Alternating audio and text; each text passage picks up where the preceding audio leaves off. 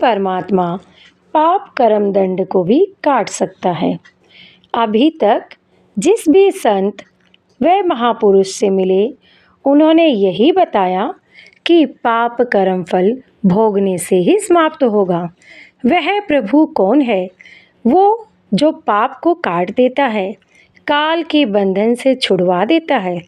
उसका वास्तविक नाम क्या है? पूजा की विधि क्या है?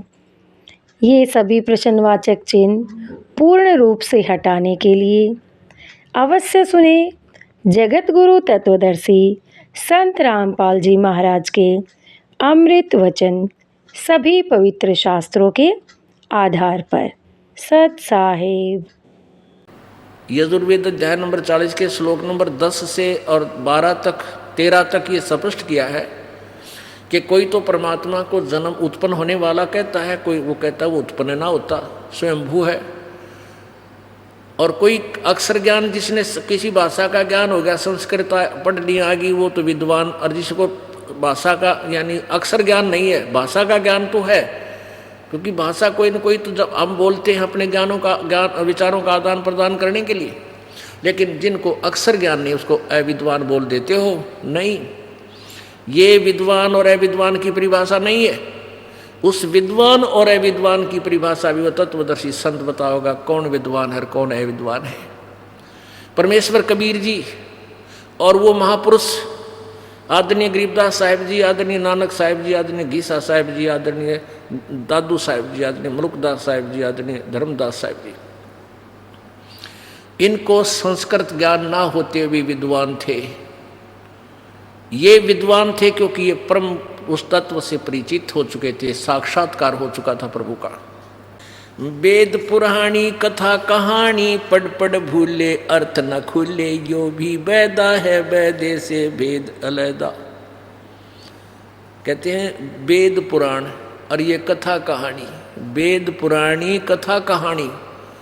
ब्रह्मांड ने कर दिया, एक राजा था उसने ऐसे कर दिया। कहती है कहानी करा कितनी बार पढ़ ली, और वेद पढ़े पर अर्थ ना खुले, उनके तुम्हें पता नहीं चला ये वेद क्या बताना चाहते हैं। ये भी वैदा था जो उन्होंने अपने हिसाब से दुनिया को भ्रमित कर दिया। सन्यासी बैरागी सेवड़े ये तन पर छार लगावे हैं, 500 नार 2500 लड़के धुंधों धार मचावे हैं। सन्यासी बैरागी सन्यासी सेवड़े ये तन पर राख रमावे हैं, और 500 नार 2500 नारी, 500 नार 2500 लड़के ये धुंधों धार मचावे हैं। क्या बताते हैं? कंठी माला और मृगछाला सिर पर जटा रखावे हैं, ये ढोलक ताल झालरी पीटे हैं, ताना रीरी गावे हैं। यो भी वैदा है वैदे से भेद अलैदा, यो भी वैदा वैदा क्यों जाण्या, हम सतगुरु बैठे नो जाण्या। तन के योगी मन के भोगी, गुल्लर पेट पड़ावे हैं, गुज बीरज का मर्म ना जाण्या, भद्र भेख बनावे हैं। करवा और कोपीन लिए जो बनखड़ गुफा बनावे हैं, खुदा कुत्ती घट में दूती, फिर ग्रह द्वार आवे हैं। अब क्या बताते हैं? इस मन की बड़ी जबरदस्त चाल है। इस जीव का अंडोला बना रखा है इसने। यू ना भक्ति करने देता, आत्मा चाहती है भक्ति, यूँ कहता है कि चल भक्ति न्यू करांगे, ऐसे ठीक नहीं, ऐसे करते हो भक्ति। अब जिसके अंदर भी परमात्मा की प्रेरणा बनती है किसी ग्रंथ के पढ़ने से या किसी संत के विचार सुन लेने से, तो उसके के मरोड़ी लाता है, ये काल ने कहा चल जंगल में चलांगे, यहाँ भक्ति नहीं हो सकती। घर छोड़ जाता है, जंगल में चला जाता है। अब परमात्मा बताते हैं भाई ठीक है, परमात्मा के लिए चाहे कुछ भी करना पड़ जाए, करना ही चाहिए। अब तुम वन में चले गए, अच्छा वहाँ क्या होगा? कि वहाँ शाम तक तो आप ठीक है, घर की रोटी खाई हुई, सांझ तक एक दिन तो आप टेक सकते हो, शाम ने फिर भूख लगेगी। एक रात भी काट देगा, अगले दिन फिर सुबह लठ लेकर पहुँचेगा गांव में किसी नगर में, दियो माई हैं उड़ा कुछ तो बना लिया, बना ना मिला तो किसी ने आटा गाल दिया, फिर ने सोचेगा भाई चूल्हा बाल लूँ, लकड़ी इकट्ठी करी, चूल्हा बनाया, फिर लगी गर्मी सर्दी पड़न, ओले आ गए कि तब बूंद वर्षा आ गई, फिर सोचे एक धूपड़ी गाल लूँ। वो सारा सांग फिर जोड़ दिया जो छोड़ के चला था। अब घर ने छोड़ कर गया, फिर गृहस्थी का द्वार आकर फिर हाथ फंसार दिया, तो ये क्या फायदा, क्या यूज हुआ तेरी घर छोड़ कर जान में तेरे के लाभ मिला। अब परमात्मा कहते हैं कि डेरे डंडे खुश रहो, ये खुसरे लेना मोक्ष, द्रु प्रहलाद भी पार हो गए, फिर गृहस्थी में के दोष। एक भगत था को पिछला संस्कारी ही प्रेरणा होती है, उसका जल्दी असर हो जाता है, पिछले पुण्य कर्म अच्छे होते हैं। ऐसे उसने ज्ञान सुना, ऐसी प्रबल प्रेरणा होगी। शादीशुदा था, 2 बच्चे थे छोटे छोटे, तो घर छोड़कर चाल पड़ा, निकल गया कि मैं तो भगवान प्राप्ति करूंगा। वहां चला गया, वो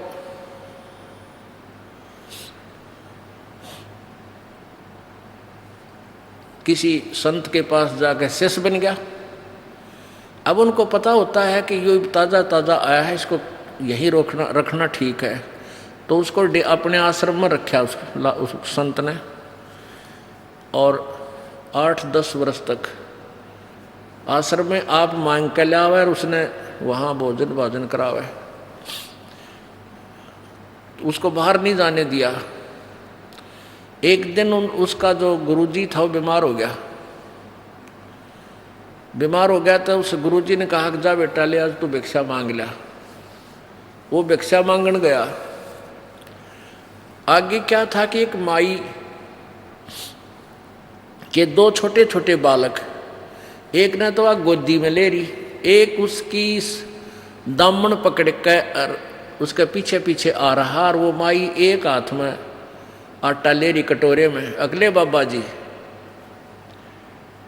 अब बाबा जी ने वो कटोरे वाला आटा तो डलवा लिया, उसके मन में प्रेरणा आ गई, देख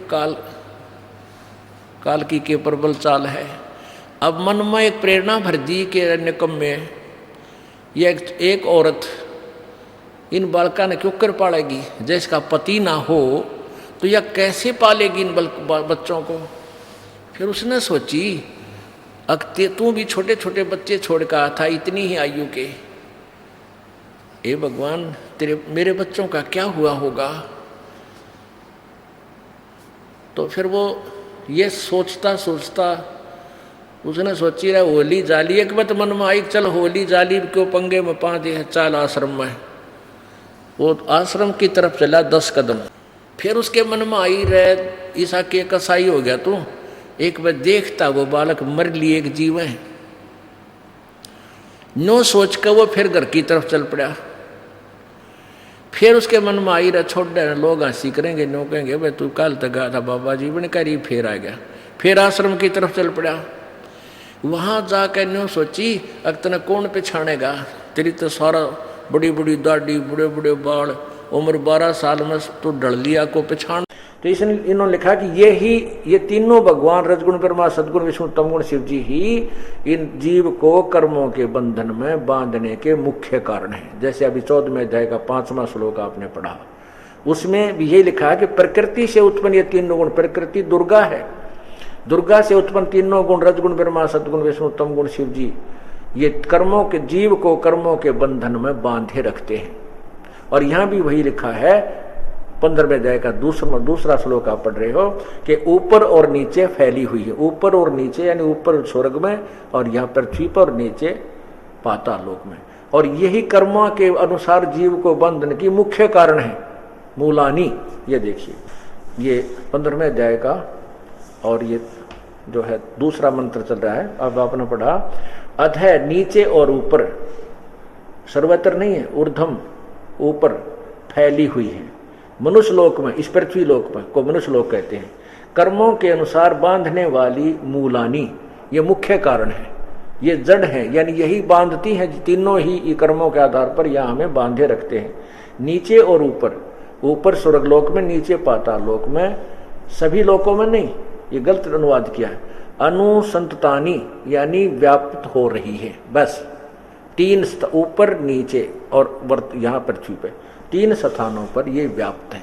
अब देखिए आगे गीता ज्ञान दाता कह रहा है कि मैं जो तुझे गीता का ज्ञान दे रहा हूं, इस गीता ज्ञान के दौरान मैं तुझे सृष्टि रचना के विषय में नहीं बता सकता, क्योंकि मैं इससे अपरिचित हूं। इसको तो तूने उस तत्वदर्शी संत से पूछना होगा। यहां विचार काल में मैं नहीं बता पाऊंगा सृष्टि रचना को, क्योंकि इसका विस्तार मुझे ज्ञान नहीं। अब देखना 15वें अध्याय का 3रा श्लोक, अध्याय नंबर 15,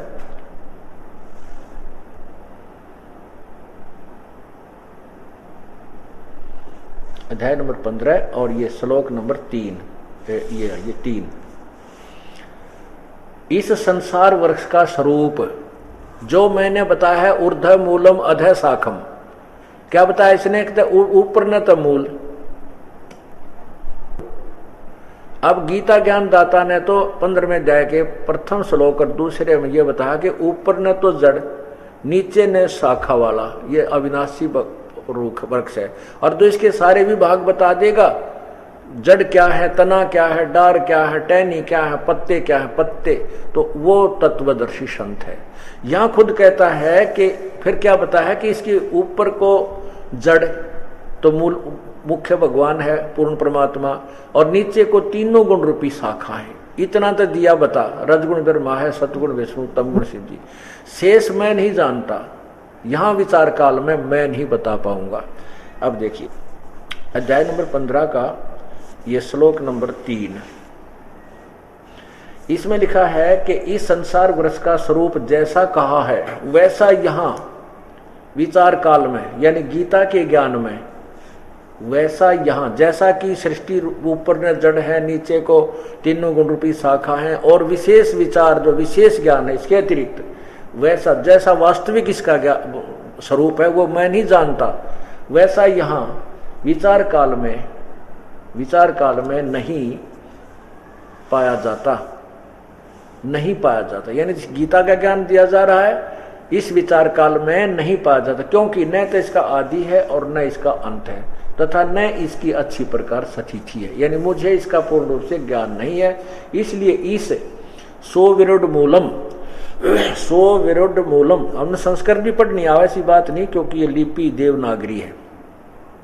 सोविरुद्ध मूलम माने अच्छे दृढ़ मूल वाले, यानी उस सतलोक रूपी जो जड़ है, पूर्ण परमात्मा है, वो अति दृढ़ है, सोविरुद्ध है, क्योंकि वो अविनाशी है। अति दृढ़ मूल वाले संसार रूपी पीपल के वृक्ष को क्या लिखा है कि दृढ़ेन असंग शस्त्रेण छित्वा, वैराग्य रूप शस्त्र द्वारा नहीं, यहां लिखना है तत्वदर्शी तत्व ज्ञान रूपी शस्त्र द्वारा काट के। इन अनुवाद गलत किया है, यहां लिखना है असंग शस्त्रेण माने सच्चे मनते ग्रहण करके तत्वदर्शी संत के पास जाकर तत्व ज्ञान ग्रहण करने के बाद उस तत्व ज्ञान रूपी शस्त्र द्वारा काट के, अर्थात उसे अब इसमें स्पष्ट कर दिया है गीता ज्ञान दाता ने कि इस संसार रूपी वृक्ष के विषय में मैं कंप्लीट नहीं जानता, या विचार काल में मैं नहीं बता पाऊंगा आपको। इसको तो उस तत्व ज्ञान रूपी शस्त्र काट के, अर्थात तत्व ज्ञान रूपी शस्त्र से काटने का अर्थ है कि जैसे गोला तोब का करता चला मैदान, उस तोब के गोले ते समझ इसने उसको उससे काट कर, अर्थात उससे पूर्ण ज्ञान समझ कर, फिर अब देखना चौथे 15वें अध्याय का चौथा श्लोक यहां से जुड़ता है कि उसके बाद उस परमेश्वर के उस परम पद की खोज करनी चाहिए, उस शाश्वत स्थान की, जो 18वें अध्याय के 62वें श्लोक में कहा है। उस तत्व परम परमेश्वर के उस परम पद की खोज करनी चाहिए, जहां जाने के बाद साधक फिर लौट कर संसार में कभी नहीं आते, यानी वो पूर्ण मुक्ति प्राप्त कर जाते। और गीता ज्ञानदाता कहता मैं भी उसी की शरण में हूं, उसी की पूजा करनी चाहिए, वही पूजा के योग्य है। तो इससे यह भी सिद्ध हो गया कि 7वें अध्याय के 18वें श्लोक में अनुत्तम का अर्थ अति उत्तम समास के आधार पर भी फिट नहीं होता। अब देखना, अभी आपने तीसरा श्लोक 15वें अध्याय का, अब चौथा श्लोक पढ़िए। यही अध्याय नंबर 15 और ये श्लोक नंबर 4, इसका अनुवाद यहां किया इन्होंने।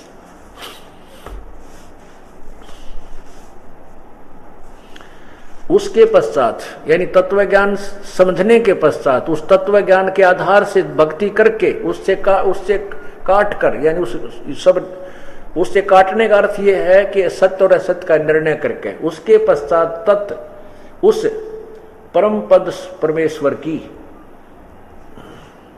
भली बात को, परम पद रूप परमेश्वर को, परम पद रूप परमेश्वर को भली बाती खोजना चाहिए, जिसमें गए हुए साधक पुरुष साधक फिर लौटकर संसार में नहीं आते। और जिस परमेश्वर से यानी गीता ज्ञान दाता से अन्य कोई भगवान है जिसने सृष्टि रचना की है, जिस परमेश्वर से पुरातन संसार वर्ष की प्रवृत्ति विस्तार को प्राप्त हुई है, अर्थात जिसने सारे संसार की रचना की है, सृष्टि रचना जिसने की है, उसी, और खुद गीता ज्ञान दाता कहता उसी आदि पुरुष नारायण के मैं शरण हूं।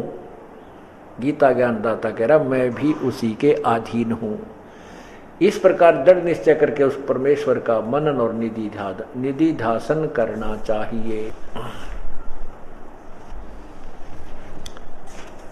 स्पष्ट हो गया कि गीता ज्ञान दाता कहता मैं भी उसी की शरण में हूं और उस परमात्मा की भक्ति ही करनी चाहिए। अब उसके बारे में तत्वदर्शी संत क्या बताएगा ये आपके समक्ष है। ये देखिएगा, संसार रूपी वृक्ष, अक्षर पुरुष एक पेड़ है, ये इतना अक्षर पुरुष एक पेड़ है, निरंजन वा की डार, यो अक्षर पुरुष तना, ये यहां से पेड़ नजर आता जमीन से निकलते। अक्षर पुरुष एक पेड़ है, निरंजन वा की डार, यो देखो ब्रह्म, ये एक डार है, इसको ब्रह्म कहो, क्षर पुरुष कहो, ज्योति निरंजन कहो, काल कहो, ब्रह्मा विष्णु महेश का पिता कहो। निरंजन वा के डार तीनों देवा शाखा है, ये पातरोप संसार।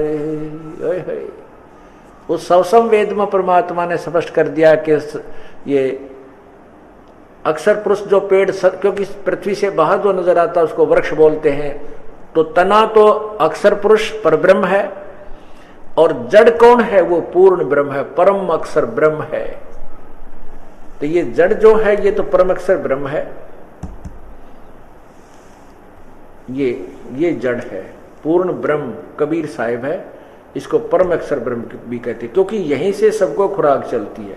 15वें अध्याय के 1 से 4 और श्लोक नंबर 16 और 17 का इससे क्लियर हो जाता है, क्योंकि 17वें श्लोक में, 15वें अध्याय के 17वें श्लोक में लिखा है कि पुरुषोत्तम उत्तम पुरुष है तू अन्य, उत्तम पुरुष है तू अन्य, और परमात्मा इति उदारते है, जिसको परमात्मा कहते हैं, जिसको परमात्मा कहते हैं। देखो,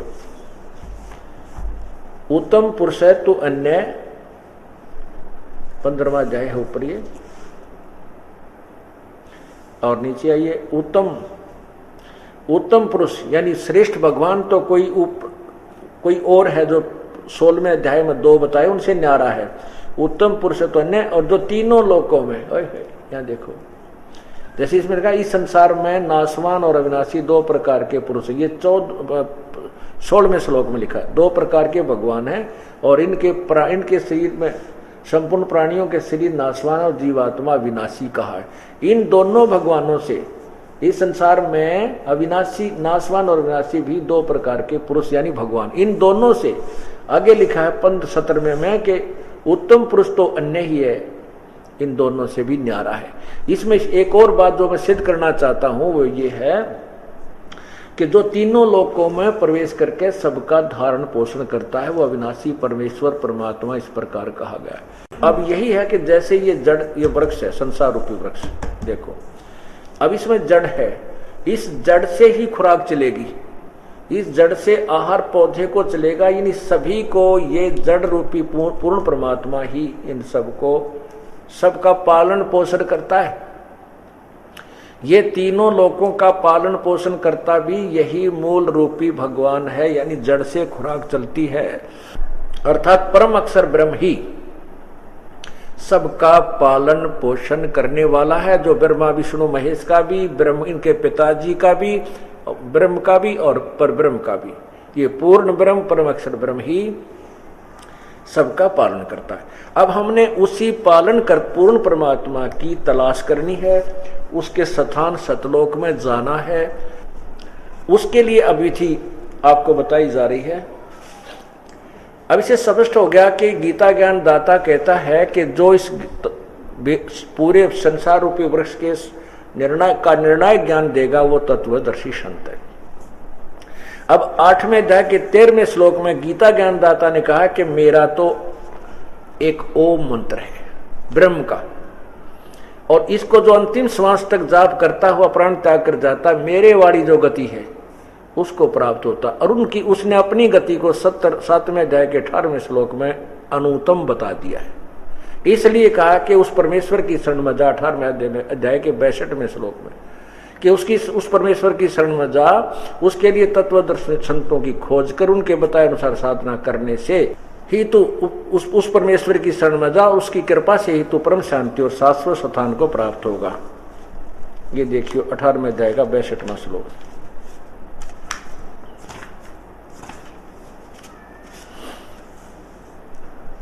अध्याय नंबर 18, अध्याय नंबर 18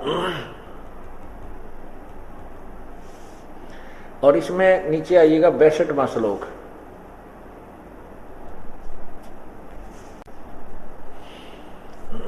इसमें लिखा है, हे भारत सब प्रकार से उस परमेश्वर की शरण में जा।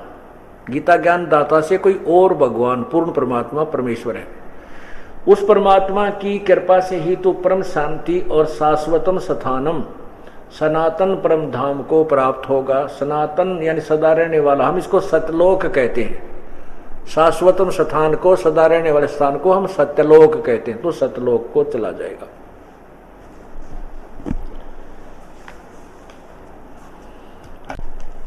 अब उसके पास जाने की विधि बता रखी है 17वें अध्याय के 23वें श्लोक में, जो आपको अभी बताया था। ओम तत्सत इति निर्देश है ब्रह्मण त्रिविध समर्थ है, उसके उस परमात्मा के उस ओम तत्सत का जो जाप करना है, उस ब्रह्मण यानी सच्चिदानंद घन परमात्मा की भक्ति के लिए 3 मंत्र का जाप है, ओम तत्सत, और उसकी 3 ही विधि से जाप करना होता है। अब तत् और सत ये सांकेतिक गुप्त है, गीता ज्ञानदाता नहीं जानता इसको।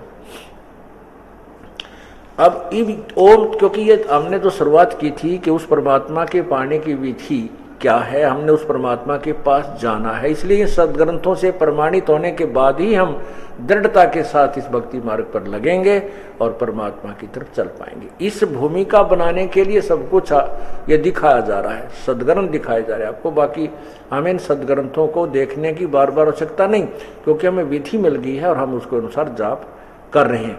लेकिन आम जनता, जनसाधारण तक ये ज्ञान पहुंचाने के लिए ये सदग्रंथ आपके समक्ष प्रस्तुत किए जा रहे हैं। इनका ज्ञान समझाया जा रहा है जैसा यथार्थ ज्ञान इनों में भरा हुआ है। 8वें अध्याय के 13वें श्लोक में आइए आप, ये देखिए।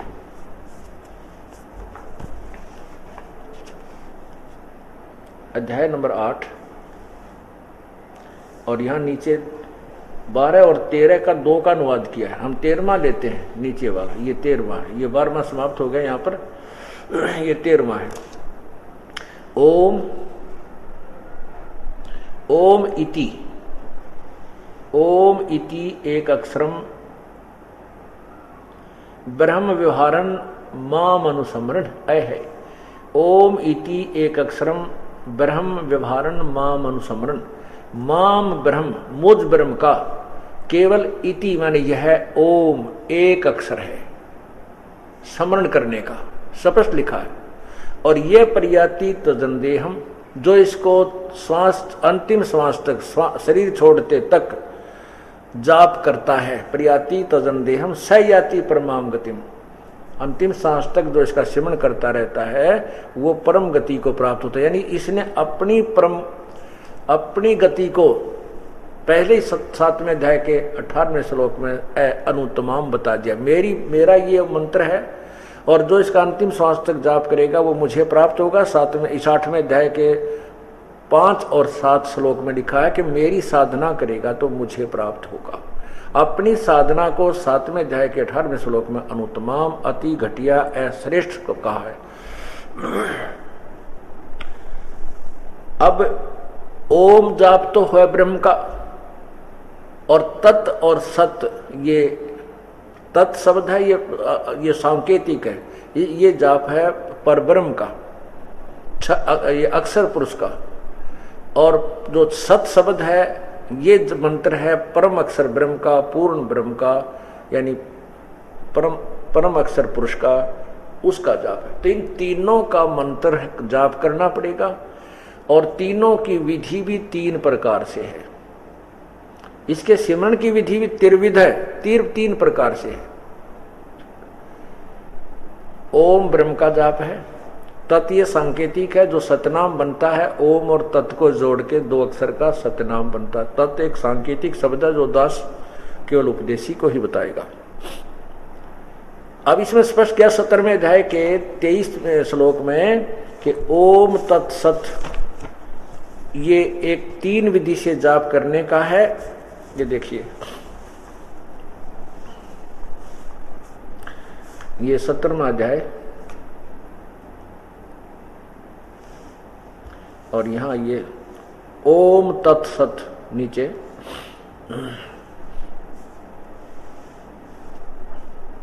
ओम तत्सत इति निर्देश है।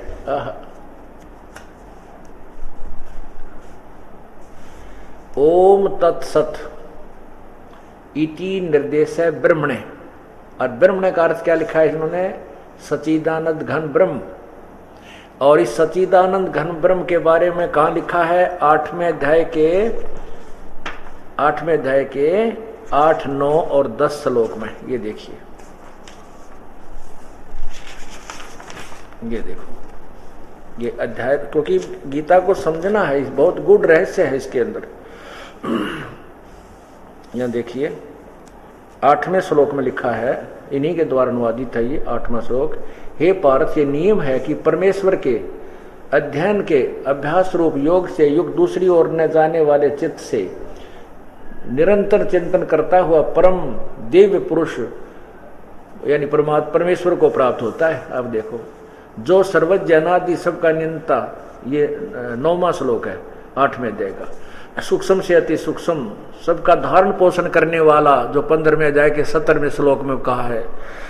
और अचिंत स्वरूप, सूर्य के सदृश चेतन स्वरूप, अविद्या से अति परे सच्चिदानंद घन परमेश्वर का स्मरण करता है। ये सच्चिदानंद घन परमेश्वर गीता ज्ञान दाता से कोई और है और उसका स्मरण करता है। अब 10वां श्लोक, वह भक्ति युक्त पुरुष अंत काल में योग बल के से बरकुटी के माध्यम से प्राणों को अच्छी प्रकार यानी श्वासों के द्वारा अच्छी प्रकार स्थापित करके फिर निश्चिल मन से स्मरण करता हुआ उस दिव्य परम पुरुष परमात्मा को प्राप्त हो जाता है। अब यहां लिखा है 17वें अध्याय के 23वें श्लोक का अनुवाद इन्हीं के करकमलों से देखिए। 17वां अध्याय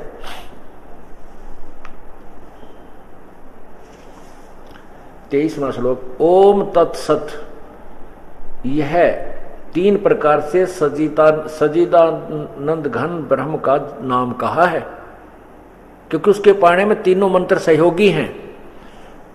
उसी से इन्होंने लिखा है कि उसी से सृष्टि के आदिकाल में ब्राह्मण और वेद तथा यज्ञ आदि रचे गए।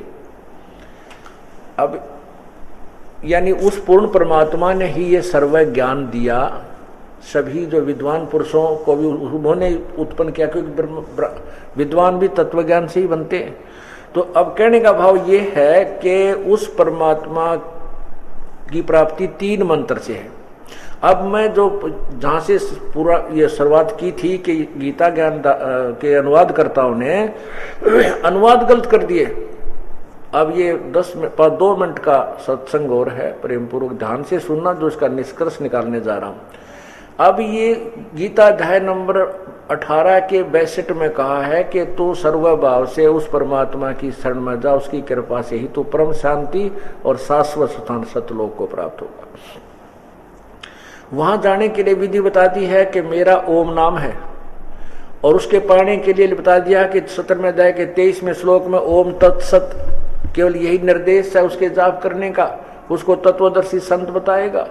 उसके आधार पर साधना करने से जब तू उसके पास जाना चाहता है, तो मेरे लेवल की जो ओम नाम की कमाई है वो मुझे छोड़ देना। ओम नाम का जाप ब्रह्म का है, ज्योति निरंजन का, जिसको काल भी कहते हैं, जिसके लोक में हम रह रहे हैं। और उसको पूर्ण परमात्मा के पास जाने के लिए अब क्या करते, ओम नाम का जाप हम करते थे पहले जब पूर्ण ज्ञान नहीं था, तो ओम नाम के प्रतिफल में हम ब्रह्मलोक में चले जाते थे। 8वें अध्याय के 16वें श्लोक में गीता जी में लिखा कि ब्रह्मलोक तक सभी नाशवान है, वहां तक भी सथाई नहीं है। तो अब हम पुण्य को वहां खा लेते थे, समाप्त कर देते थे ब्रह्मलोक में, ब्रह्म ओम नाम के जाप को। लेकिन अब हम उसके बाद फिर हम अपने पाप कर्मों को यहाँ भोगते थे। 84 लाख योनियों में गधे कुत्ते सुअर बनकर या नरक में जाते थे।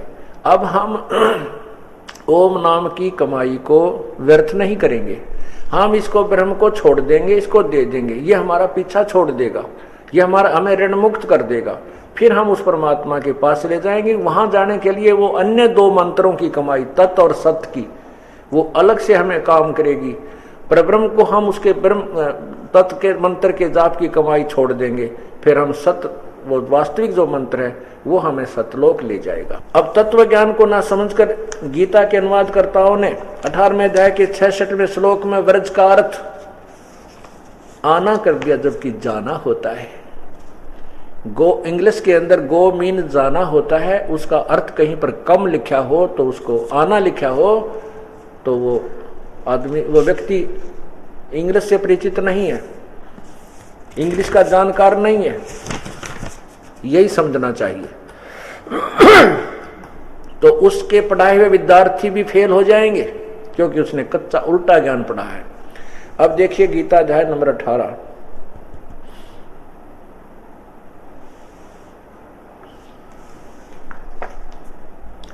गीता अध्याय नंबर 18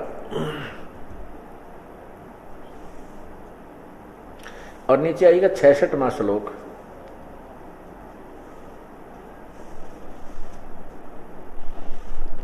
इसमें क्या लिखा है, सर्व धर्मान प्रीतज माम एकम शरणम वर्ज। सर्व धर्मान प्रीतज माम, मेरे लेवल की सभी पूजाओं को मुझ में छोड़, प्रीतज माने छोड़कर, एकम शरणम वर्ज, एकम माने सर्वशक्तिमान, जिसके बराबर दूसरा ना हो, अद्वितीय उस सचिदानंद घन ब्रह्म की शरण में, वर्ज माने जा, परमेश्वर की शरण में जा। अहम तवा सर्व पापे भय मोक्षामी मां शुच, मेरे लेवल की जो पूजाएं हैं, ओम नाम का जाप है, वो मुझे छोड़ दे, मेरे में छोड़ दे, फिर मैं तुझे सब ऋणों से मुक्त कर दूंगा, सब पापों से मुक्त कर दूंगा, फिर उसकी शरण में जा। क्लियर हो गया। इन्होंने क्या अनुवाद किया है, देखिए, ये देखो 66वां अध्याय उन्हीं के द्वारा अनुवादित है। संपूर्ण धर्मों को अर्थात संपूर्ण कर्तव्य कर्मों को मुझ में त्याग कर केवल केवल एक, ये माम शब्द है, ये माम शब्द है। इसमें इन्होंने क्या लिखा है, मुझ सर्वशक्तिमान सर्वधार परमेश्वर की शरण में वर्ज माने आजा। बताओ, इन्होंने वर्जमाने लिखा है आ मेरी शरण में आ जा, जबकि उसका वर्जमाने चला जा उसकी शरण में जा, क्योंकि थार में दे के 62वें श्लोक में भी कहा कि उसकी शरण में जा। इसी प्रकार मां माने मेरे लेवल की, मुझ में, मेरे जो मुझ में छोड़कर उसकी शरण में जा, मैं तुझे संपूर्ण पापों से मुक्त कर दूंगा, सोच मत कर। अपनात्माओं, ऐसे टीचरों ने हमारे समाज को पढ़ा रखा था, जिनको अपने सिलेबस का ज्ञान नहीं, शब्दों के अर्थों को अनर्थ कर रखा था। उनके आधार पर ये भोली आत्माएं इतनी आरूढ़ हो चुकी हैं कि सच्चा ज्ञान जब सामने दिखाया भी जा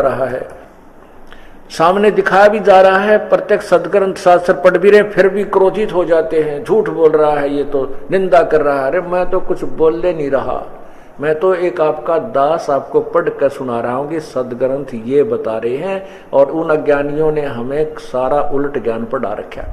कोई बात नहीं, पीछे गई सो जान दे, ले रहती को राखे, पीछे गई सो जाने दो, आगे शेष है उसको बचाना है, इस पीढ़ी को हमने। और जनसाधारण का कर्तव्य बनता है सत्य ज्ञान को जनता तक पहुंचाने में हमारा सहयोग देने का। अब इसमें इस सत्संग के अंदर ये बात स्पष्ट हो गई है। आज का जो सत्संग था गीता जी के ऊपर, और जब तक हम अपने सदग्रंथ से परिचित नहीं होंगे तो हम उस तत्व ज्ञान को भी नहीं जान सकते।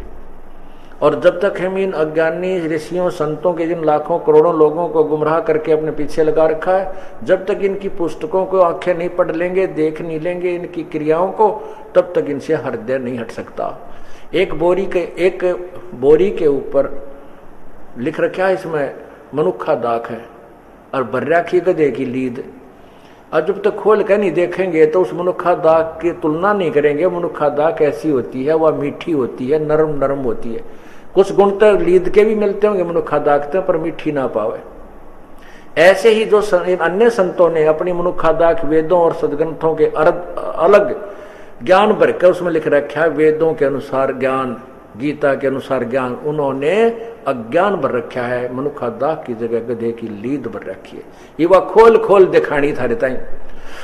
आपके सामने मेरा इतना कर्तव्य है कि मनुखा दाख ऐसी होती है, गधे की लीद ऐसी होती है। अर्थात ये तत्व हमारा वेद और गीता ये बता रहे हैं। इन अनजानों ने जो अपने द्वारा लिखी पुस्तकों में जो गंध भर रखा है वो ये देखो, और ये अपने वेद और गीता ये बोल रही है। मैं कुछ नहीं मिलाता अपनी तरफ से, ना उनकी क्रिटिसाइज करता हूं, ना उनके ज्ञान को गलत बता रहा हूं। वेदों से तुलना करके इतना जरूर कह रहा हूं कि इनसे भिन्न है, सदग्रंथों के अनुसार नहीं है, तो मनुखा दाख नहीं है, यानी तत्व ज्ञान नहीं है, और वो जनसाधारण के लिए और श्रद्धालुओं के लिए उपकारक नहीं है। बोलो सतगुरुदेव की जय। सत साहिब कर जोरूं विनती करूं, धरूं चरण पर शीश। गुरु राम देवानंद जी महाराज ने दियो नाम बख्शीश। कोटि कोटि सिजदा करूं, कोटि कोटि प्रणाम। चरण कमल में राखियो मैं बंदी जाम गुलाम। अब गुण किए तो बहुत किए, करत न मनियारे। बावे बंदा बख्श दियो, बावे गर्दन उतार। अब गुण मेरे बाप जी बख्शो गरीब नवाज। जो मैं पूत कपूत हूँ, बोर पिता को लाज।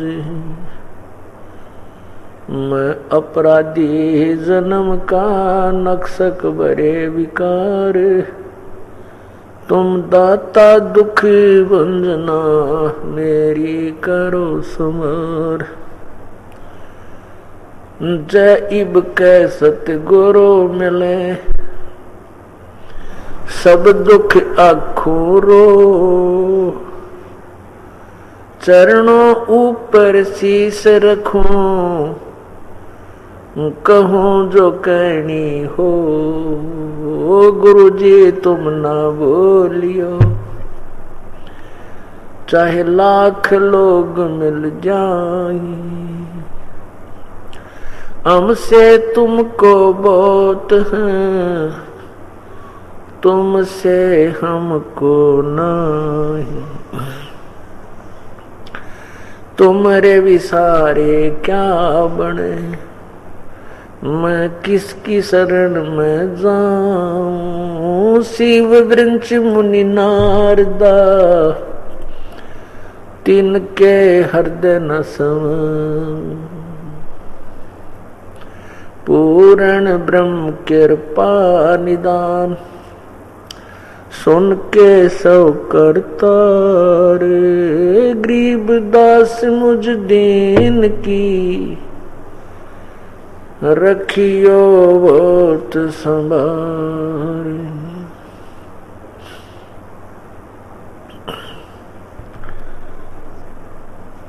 पृथ्वी पति चकवे गए, जिनके चक्र चलंत। रावण सरीखे कौन गणे, ऐसे गए अनंत।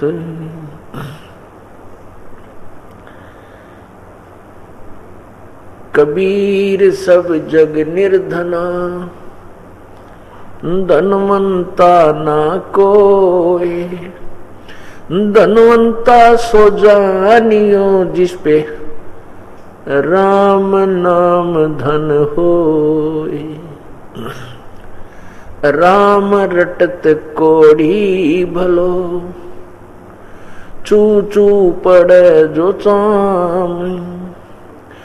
ये सुंदर दे किस काम की, जा मुख नाही नाम। जिव्या तो वाए भली, जो रटे हरि नाम। नहीं तो काट फेंक दियो, मुख में भलो न चाम। राम रटत कन्या भली, साकट बलो न पूत। छेरी के गल गल थना, जिसमें दूध ना मूत। मानुष जन्म दुर्लभ है, मिले न बारंबार। जैसे तरवर से पत्ता टूट गिरे, वो बहोर न लगता डारे। साथी हमारे चले गए, हम भी चालन हारे। साथी हमारे चले गए, हम भी चालन हारे।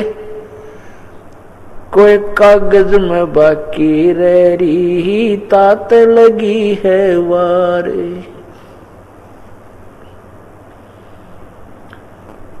पतझड़ आवत देख कर, बन रोवे मन माही। ये ऊंची टहनी पात थे, अब पीले हो जाही। पात झड़ता यूं कहे, सुन भई तरवर राय। अब के बिछुड़े नहीं मिले, न जाने कहाँ गिरेंगे जाए।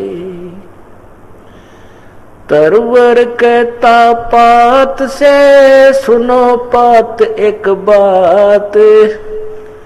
यहाँ की यह रीति है, एक आवे एक जात।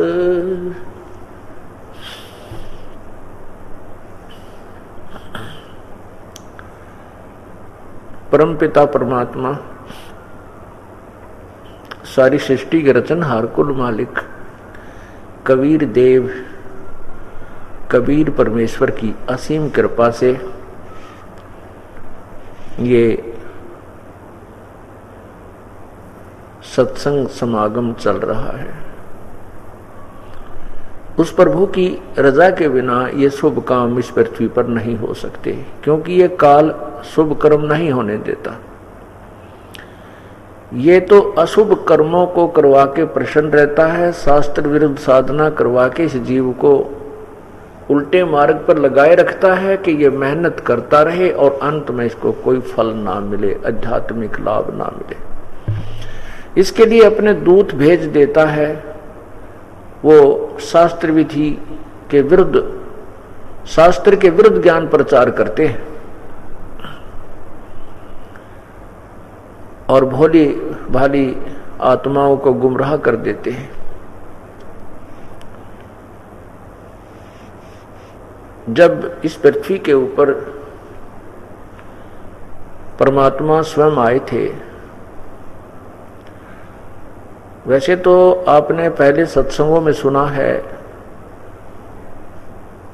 जैसा कि अभी परमेश्वर के प्रगट दिवस के ऊपर जून में 5 दिवसीय सत्संग चला था, उसमें कुछ विस्तृत व्याख्या की गई थी कि परमात्मा वो पूर्ण ब्रह्म प्रभु चारों योगों में यहाँ पर पृथ्वी लोक में आते हैं, काल के लोक में भी आते हैं, और वो आकर के स्वयं ही अपने तत्व ज्ञान को स्वयं ही बताते हैं, स्वयं ही वे एक संत होते की भूमिका करते हैं, स्वयं ही एक सदगुरु की भूमिका करते हैं, स्वयं ही एक पूर्ण दास जो भक्त के लक्षण होते हैं, वो एक भक्त के लक्षण यानी भूमिका भी वो स्वयं ही करते हैं। उस समय आकर के उन्होंने शुभ समागम ये तत्व ज्ञान प्रारंभ किया था। उस समय भी परमेश्वर के पीछे ना जाने कितने ये अज्ञानी संत, अज्ञानी गुरु पीछे पड़ गए थे और परमात्मा के साथ अत्यधिक बदतमीजियां की गई थी। और उसी ज्ञान को जो परमेश्वर ने आकर के अपनी पुण्यात्माओं पर रहम किया था, वो ज्ञान प्रचार किया था, जिस ज्ञान को इन अज्ञानी गुरुओं संतों महर्षियों ने दबा दिया था, जनता तक नहीं जाने दिया था, आज वही खजाना इस दास के द्वारा परमेश्वर ने फिर आपके समक्ष खुलवा दिया है। अब सभी शिक्षित हैं और अब ये तत्व ज्ञान पूरे विश्व में फैलेगा। पूरे विश्व में ब्रह्मा विष्णु महेश भी इस ज्ञान का लोहा मानेंगे, क्योंकि ब्रह्मा विष्णु महेश कोई दूर अलग नहीं है, वे भी हमारे जैसी आत्मा है। वो अब परमात्मा है। परमात्मा का अर्थ होता है श्रेष्ठ आत्मा है। जैसे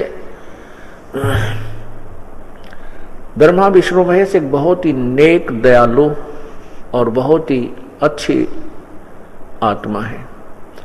परमात्मा का अर्थ ये भी होता है यानी श्रेष्ठ आत्माएं। ये दूसरी बात है कि उनकी ड्यूटी क्या है, काल ने उनको क्या नौकरी दे रखी है, क्या उनको कैसा विभाग दिया है, वो उनका अलग कार्य है, लेकिन वो अपने लेवल में बहुत ही परमात्मा है, श्रेष्ठ आत्मा है। तो उनको भी ज्ञान नहीं है, तत्व ज्ञान से पूर्ण रूप से वंचित है। इसका प्रमाण भी आपको रह कर दूंगा, क्योंकि जैसे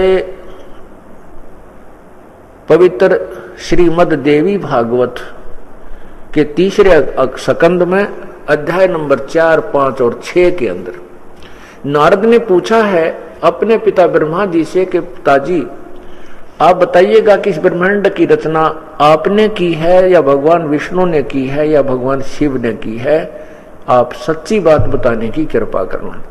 तो ब्रह्मा जी ने कहा कि बेटा नारद, मैं इस प्रश्न का क्या उत्तर दूं, ये तो बड़ा ही जटिल प्रश्न है, फिर भी जैसी मेरी बुद्धि ने काम किया मैं बताता हूं। जब मेरा जन्म हुआ, कमल के फूल पर मेरा जन्म हुआ, अर्थात मैं कमल के फूल पर युवा अवस्था में विराजमान था और मुझे नहीं मालूम मुझको किसने मेरा जन्म, मुझे जन्मा है, कौन मेरा पिता है, सब जगह पानी ही पानी था। उसके बाद कहते हैं मधु और कैटब नाम के दो राक्षस मुझसे लड़ने के लिए आए। मैं उस कमल का डंठल पकड़कर नीचे उतरा तो नीचे एक शेष नाग के ऊपर चतुर्भुजी भगवान विष्णु जी बेहोश पड़े थे, अचेत पड़े थे। उसमें से एक देवी निकली, ये दुर्गा भूतनी की तरह उसमें प्रवेश करके करे हुई थी और उनको बेहोश किया हुआ था। जन्म देने के उपरांत दुर्गा ने इन तीनों बच्चों को, ब्रह्मा, विष्णु और महेश जी को अचेत कर दिया था और कोमा के अंदर इनको परवरिश कर करके जवान कर दिया था। और जब ये जुआ हो चुके तो इनको होश में ला दिया। इनको मालूम नहीं कि हमें हमारा जन्म कब हुआ था, कौन हुआ, कौन हमारे माता पिता है। उसके निकलने के बाद उस अंदर से जो दुर्गा निकली, देवी निकली विष्णु जी के शरीर से, तो विष्णु जी होश में आ गए। तब शंकर भगवान भी वहीं प्रकट हो गए, क्योंकि वो कहीं और कैलाश पर्वत के ऊपर बेहोश पड़े थे और वहां से उनको भी होश में ला करके तीनों को एकत्रित कर दिया। अब वो तीनों को पूछते हैं कि भाई सब जगह इतने में वह देवी बोली जो आकाश में छा गई थी विष्णु जी के शरीर से निकलकर, उसने कहा कि तुम तीनों देवता अपना अपना कार्य प्रारंभ कीजिए। ब्रह्मा जी, तुम्हारा कार्य जीव की उत्पत्ति करवाना है, अर्थात रजोगुण प्रभावित करके संतान उत्पत्ति करवाना है। और विष्णु जी का काम सतिथि बनाए रखना, यानी एक दूसरे में मोह ममता पैदा करके यहां पर बांधे रखना। और शिव का काम है संहार करना। तब तीनों ने कहा कि हे माता, सब जगह जल ही जल है, पृथ्वी का अभाव है, हम ये कार्य कहां करें। तब कहते दुर्गा हंसी मुस्कुराई और कहा कि मैं अभी तुम्हें एक अद्भुत दृश्य दिखलाती हूं। आकाश से एक विमान आया, वो विमान आकर के वहां रुक गया।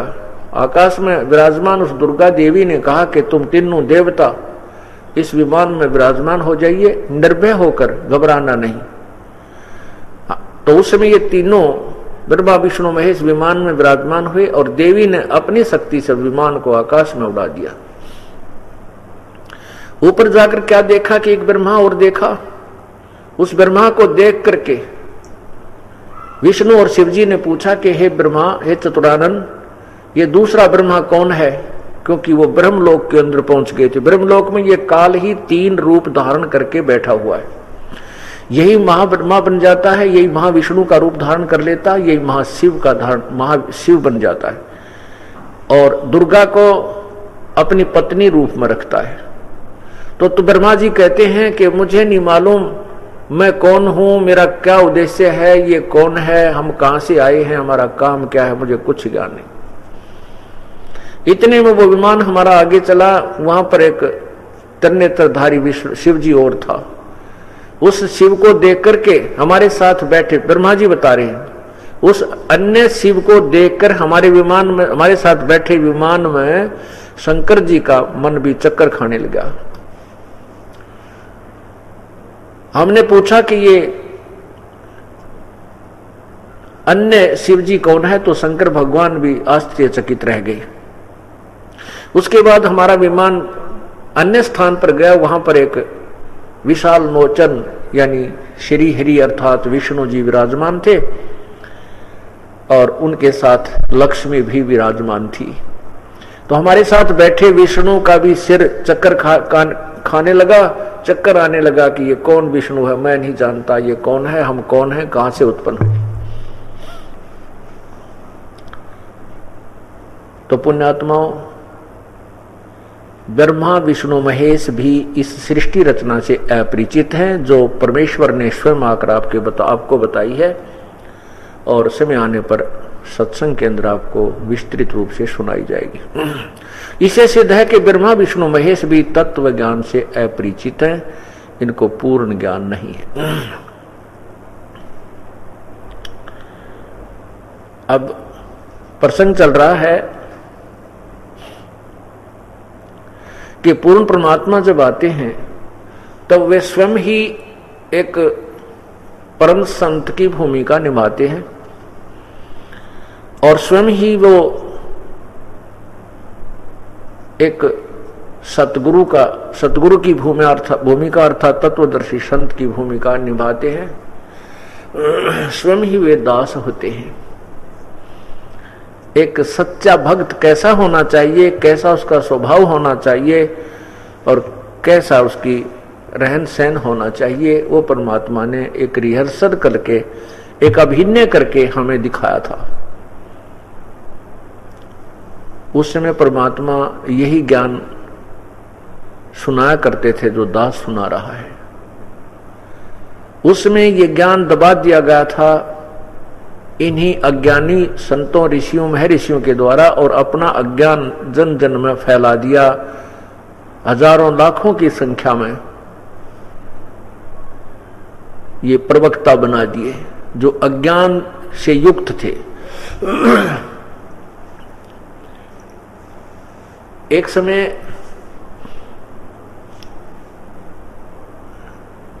पंजाब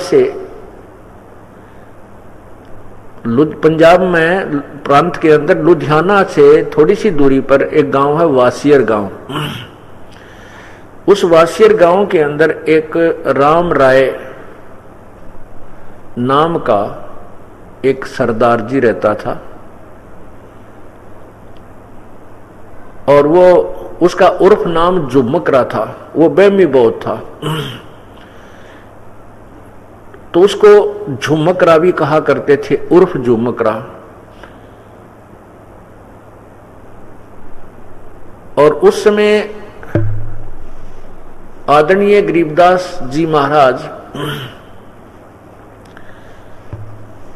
गांव छुडानी, जिला झज्जर, हरियाणा प्रांत, वर्तमान हरियाणा प्रांत, उसमें तो अलग कोई था ही नहीं।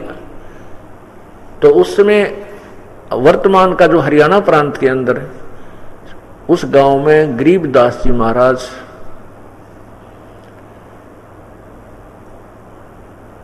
वहां विराजमान थे और गरीबदास जी महाराज को परमात्मा कबीर जी पूर्ण ब्रह्म आकर के मिले थे। उनको सतलोक के दर्शन करा करके फिर वापस छोड़ दिया था। उससे पहले गरीबदास जी भी अपनी परंपरागत साधनाएं यही हिंदू धर्म में जैसे भी हमें अज्ञानियों के द्वारा प्राप्त थी, देवी देवताओं की पूजा, श्राद्ध निकालना, माता मसाणी, तो ये अन्य पूजाएं जो कि छोटी मोटी 4 ईंट कहीं लगाई उसकी पूजा, यही किया करते थे। परमात्मा के दर्शन होने के उपरांत उपदेश प्राप्त किया। उपदेश प्राप्त करके सतलोक के दर्शन किए, शाश्वत स्थान के। उसके पश्चात गरीबदास जी ने एक उस आंखों देखा ऊपर के सभी लोकों की जो व्यवस्था थी, सभी भगवानों की सती थी, अपनी आंखों देखी एक अमृतवाणी के माध्यम से सब विस्तार से विवरण किया, जो आज हमारे पास सदग्रंथ के रूप में विद्यमान है। तो गरीबदास जी महाराज परमात्मा के ऊपर के दृश्य को आंखों देखकर आए थे। सब सतीथि से परिचित थे। ब्रह्मा जी की क्या सतीथि है, विष्णु जी की क्या सतीथि है, शिव जी की क्या है, और ये कितने स्थायी हैं, नाशवान हैं या अमर हैं, ये पूरी जानकारी उनको थी। गरीबदास जी के जो पास जाते थे शिष्य, उनको कथाएं सुना करके वो अपनी यथार्थ कहानी सुनाया करते थे। गरीबदास महाराज जी का एक शिष्य इधर पंजाब में गया हुआ था। वासियर गांव के बाहर तालाब के ऊपर सुबह के समय तालाब में स्नान करके एक वृक्ष के नीचे बैठ के सुबह के नित्य नियम कर रहा था, जैसे हम करते हैं गरीबदास साहिब जी की वाणी से। माया का संसार है, कदम कदम पर धोखा है, शरण ले लो सतगुरु की, यही सुनहरा मौका है। ऐसे ही आध्यात्मिक वीडियो देखने के लिए हमारे चैनल को सब्सक्राइब करें बोलो बंदी छोड़ सतगुरु रामपाल जी महाराज की जय। सत साहिब।